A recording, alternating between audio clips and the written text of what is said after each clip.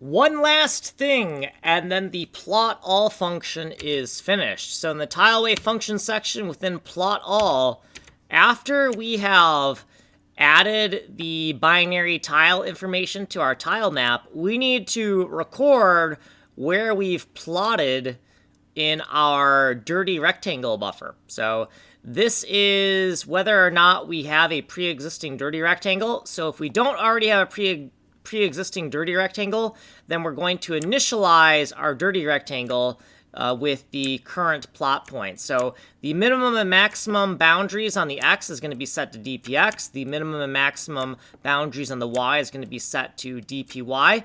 And that's going to create a 1x1 dirty rectangle that selects the current pixel that encodes the tile that we just set into the tile map. Now, if a dirty rectangle already exists, we want to expand the bounds of that dirty rectangle to encompass all of the plot points that we've plotted into the tile map so that we can do a efficient GPU sync later. So right here, we're expanding the lower bounds. And then down here, we are expanding the upper bounds. I'm not going to explain the math here because we're on the advanced playlist, and that should make sense to you. If it doesn't, there's always the intermediary playlist. Here's what we did previously, and here are our footnotes, and then here's what we did in this video.